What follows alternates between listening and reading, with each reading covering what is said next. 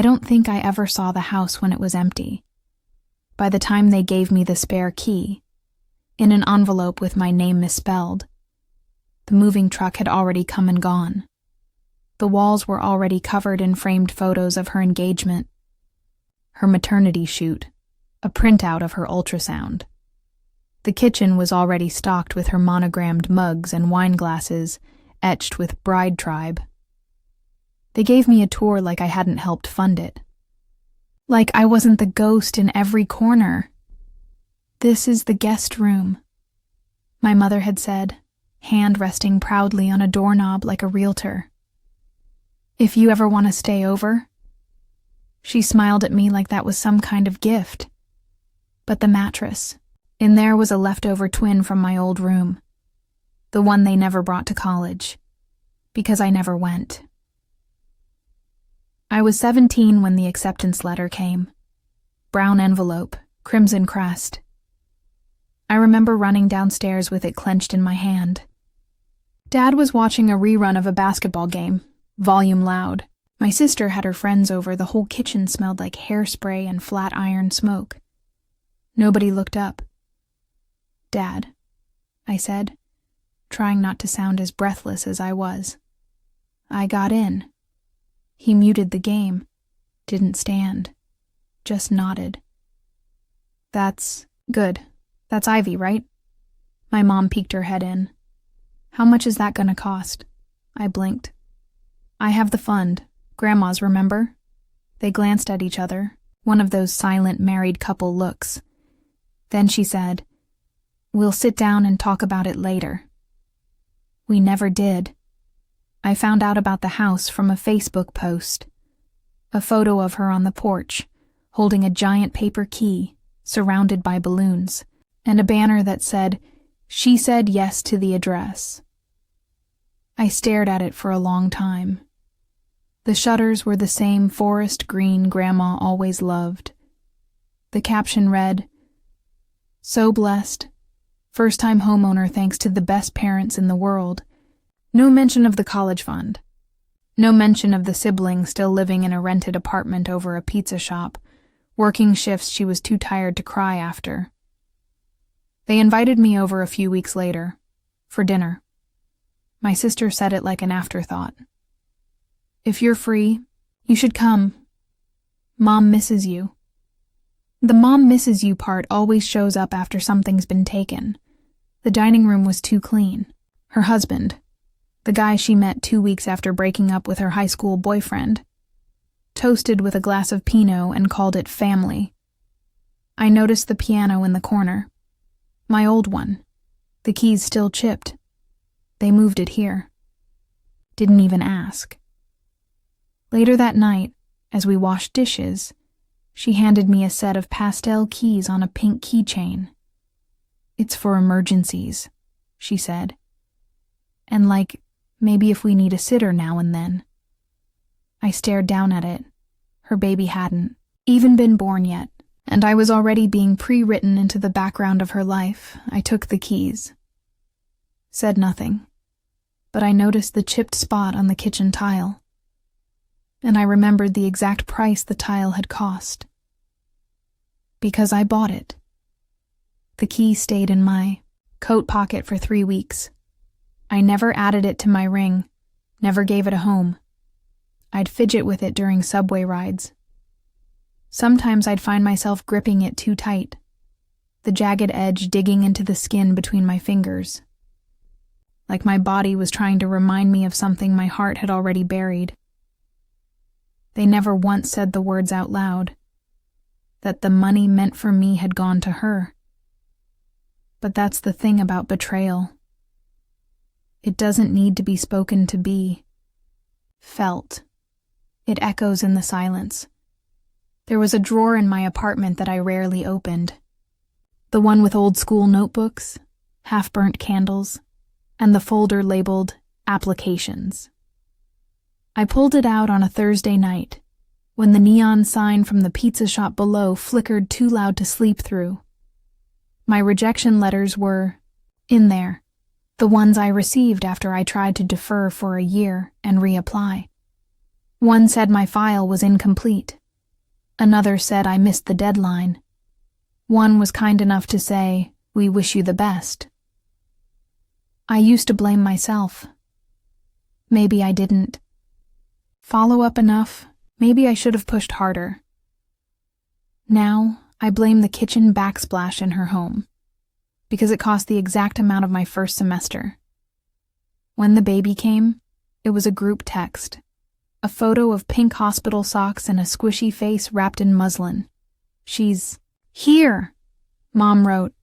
"We are so blessed." No one called me, not even after 3 days. Then, my sister sent a message. "When are you free? We'd love for you to meet her. Could use a nap." That was how I got invited. Not as family. As relief. I went. Because part of me, the broken part, still hoped they'd remember. The house looked the same. Garden gnomes, wreath on the nigh. Door, that ridiculous chalkboard that said, "Welcome, Auntie." I almost turned around right there. But I didn't. Inside, the baby was asleep in one of those overpriced bassinets that sway on their own. My sister looked exhausted but radiant, like everyone says. Her husband handed me the baby too fast, like passing a dish towel. "You've got her? Cool." And they disappeared upstairs. I stood in the living room alone, holding something I didn't ask for, in a house I paid for people who barely remembered I existed unless something was needed. There were frames on the mantel. All of her. Wedding, baby shower, maternity shoot, newborn. I scanned them slowly. Then I saw it. One photo tucked halfway behind another. My high school graduation. I was blurry in the background. The camera had focused on her. Even my moments were used. To highlight her story, I stayed for 37 minutes. I remember the exact number because I kept checking my phone. Hoping they'd come back downstairs.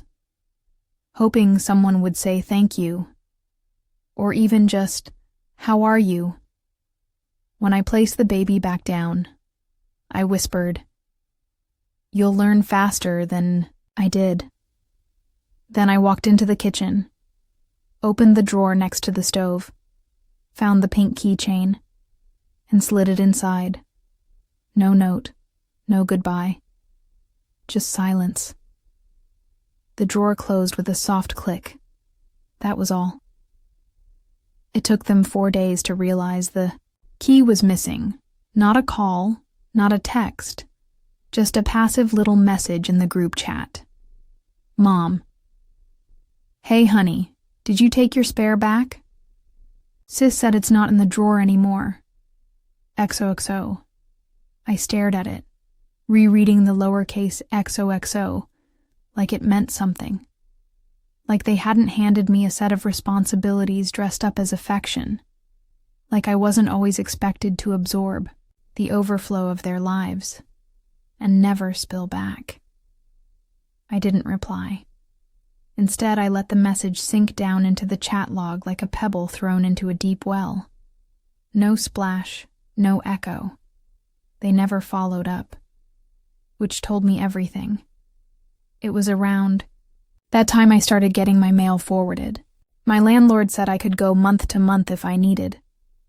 I was tired of the smell of grease from the pizza shop, tired of the cramped windows, tired of waking up to footsteps overhead that weren't mine. I never told my parents I was moving. I figured if they needed me badly enough, they'd notice. They didn't. On my last morning in that apartment, I sat on the floor with a box of things I had almost forgotten I still owned.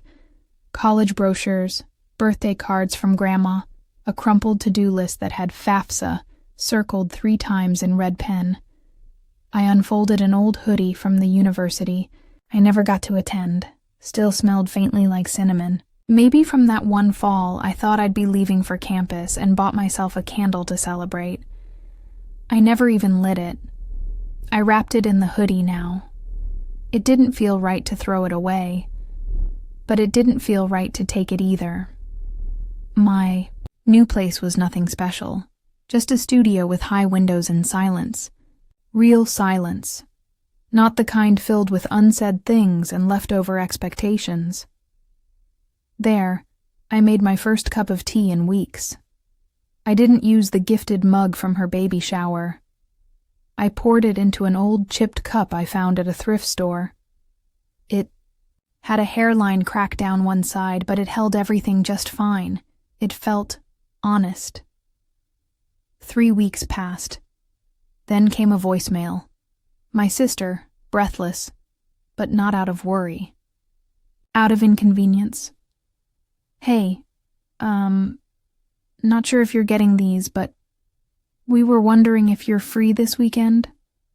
We're going to that wedding thing, and our sitter bailed last minute. Mom said you've been quiet lately. Anyway, let me know. No apology. No. Hope you're doing okay. No. Thanks for the last time. Just a soft reminder that I was the backup plan. Even after everything, I didn't call back. I stared at the voicemail icon, watched it turn from red to gray. Then I deleted it. No rage, no grand goodbye. Just the quiet understanding that I was never meant to be the main character in their world. And maybe I had finally stepped out of frame. The thing about silence is that people don't notice it until they need something from you. They didn't notice when I stopped replying in the family group chat. Didn't notice when I unfollowed them all on social media. No grand announcement. No post about taking space. Just a quiet disappearance. But the silence began to itch when they needed something filled. A weekend sitter. An emergency pickup from daycare. An extra pair of hands during a move. A ghost to appear when the work was inconvenient. And I wasn't there. I saw Mom at the pharmacy one Tuesday afternoon. She didn't see me at first. She was talking to a cashier, laughing about how she used to come here all the time when the girls were little. Then she turned, made eye contact, blinked like she was trying to place me. "Oh," she said. "There you are." I was holding cold medicine. She was holding a reusable bag with organic formula inside. She didn't ask how I was. Just said, "Your sister's been swamped. It would mean a lot if you could lend a hand." I said nothing. She filled the silence with a sigh. "You've always been the reliable one." It's strange how praise can feel like a leash. I walked out of the pharmacy with that sentence still ringing in my ears. Like it was supposed to be a compliment. Like being the reliable one meant I should be grateful, just to be asked. 2 nights later, an envelope showed up under my apartment door. No name, just that same familiar handwriting on the front. Just in case you need it again. Inside, the pink keychain. The spare key to the house. They didn't even ask. They just returned it to me like I was some piece of furniture they'd lent out and now wanted back in the garage.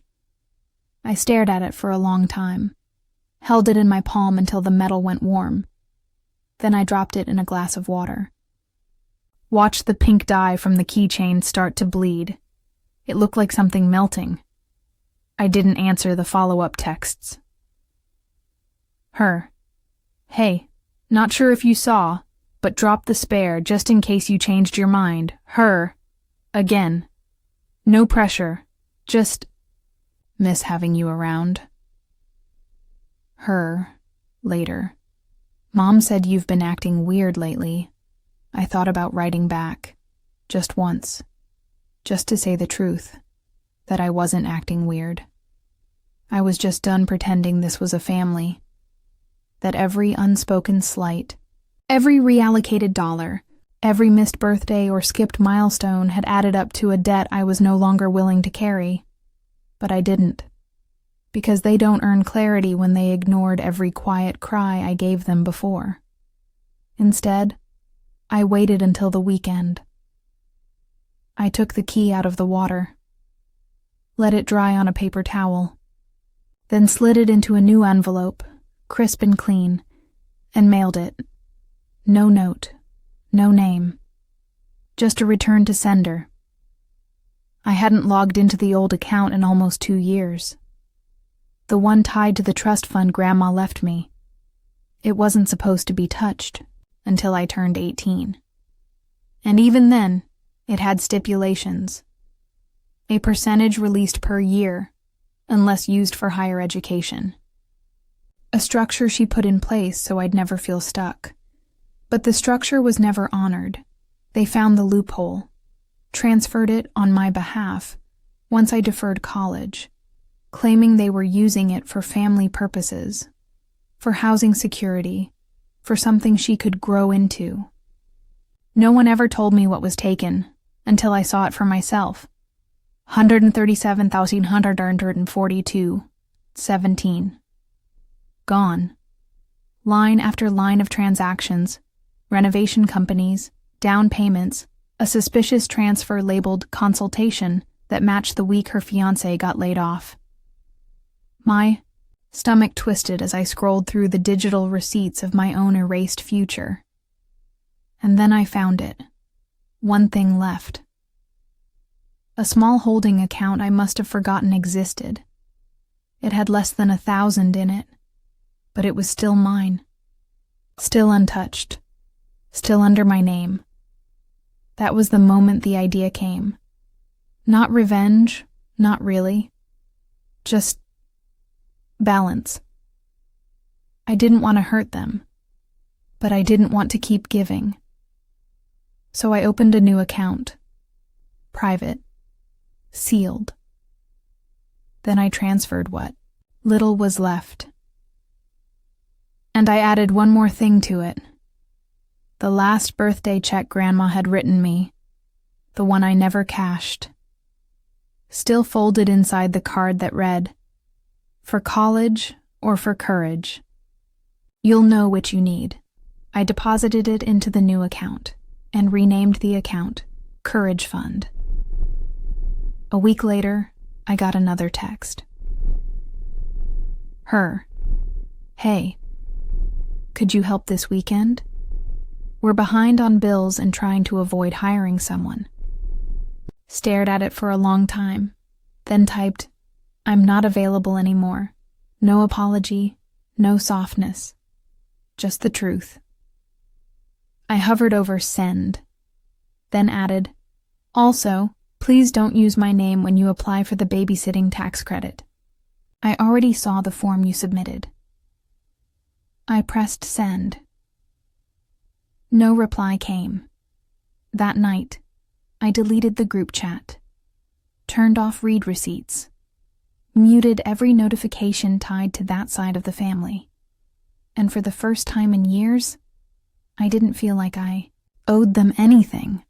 Not time, not silence, not a second chance to remember me. It's strange, the way detachment doesn't come with fireworks. You expect it to feel like thunder, like confrontation, like the shattering of glass. But it feels more like waking up in a quiet room, with no one calling your name, and realizing you're not waiting for them anymore. I didn't hear from them for 2 weeks. Then my mother sent a photo. A grainy shot of the baby, now propped up, in a high chair, cheeks covered in mushed peas. The message beneath read, "Look who misses you." I stared at the photo for a long time. She looked happy. Not missing me, just full. There was something freeing in that. Because it meant I wasn't needed. Not really. Just remembered when it was convenient. I didn't respond. Instead, I spent that evening doing something I used to dream about when I thought I'd go to college. I signed up for a night course. Intro to Literature. A community course at a small campus 1 train stop away. No degree. No plan. Just a Tuesday evening for myself. The email confirmation read, "Welcome, student." And I stared at those 2 words for almost 5 minutes. Student. Like I hadn't been denied that title by people who were supposed to protect it. Like it still belonged to me. The course began in a room that smelled like chalk and cold air. We read Baldwin and Wolfe and passages I'd only ever seen quoted online. Sometimes I stayed after class and walked the empty halls, reading the bulletin boards with events I would never attend, just to feel near a version of the life I had almost lived.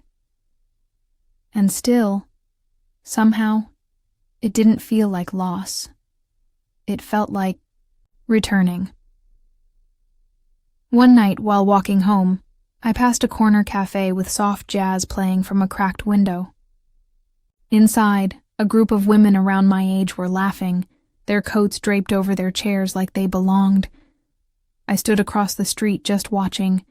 Then I opened my phone, and for the first time, I deleted the entire photo album titled Family. Every saved image of birthday cakes I baked for her, of the housewarming party I funded but wasn't invited to plan, of the baby's first smile sent to me like a notification. Not a moment. Gone. There was no grief, only space. Wide, open space, where resentment had once nested like moths in my chest. I bought myself a new coat. A real one. Thick, deep green. The color Grandma used to say looked like pine needles in the snow. It was expensive. But I didn't feel guilty, because for the first time, it was mine. Paid for with my own hands. Not borrowed, not handed down, not just for now. Mine. The envelope came in spring. Pale pink, with silver lettering that curled around the corners like a promise I didn't ask for. My name, or something like it, was spelled in looping cursive, slightly smudged, like someone had remembered me too late. Inside, an invitation. Her daughter's first birthday party. They were throwing it at the house. Of course they were. The house bought with money meant for my textbooks, my rent, my life. The same house where I'd once held that baby in silence while they vanished upstairs. The invite was heavy, the cardstock thick, as if weight could substitute meaning. There was a list of themes, a dress code, a please RSVP by the 15th. No mention of me, just logistics, just formality. I held the invitation under my lamp that night, watched the light catch on the silver foil, then quietly slid it into the drawer where my old university brochures used to be. It didn't deserve the front of the fridge. Didn't deserve a decline either. Some things just fade. And I was letting it. The day of the party, it rained. Not a storm. Just a soft, persistent drizzle. The kind that makes everything feel distant. I watched it from my window while reading a book the literature class had assigned. A novel I hadn't had the time or the right to read when I was 18. Halfway through a chapter, my phone lit up. "Mom, are you coming? She's been asking where her aunt is." I stared at that message for a long time. She didn't have the words yet to ask for anyone. She was barely walking. It wasn't about her. It was about them. About the photos they wanted to take. About the image they needed to keep. I didn't answer. Instead, I lit the candle I'd saved all those years ago. The one I bought for my first semester that never came. It smelled like cinnamon and paperbacks and something close to healing. I let the wax pool slowly as I read through the next chapter. Outside, the street was empty. No balloons, no laughter. No reminders, just quiet. And within that quiet, for the first time in my life, I felt full. It happened one evening, months later. An unexpected number on my phone. My mother. I didn't answer. I let it ring out once, twice, then voicemail. The message was short. "Hey, honey.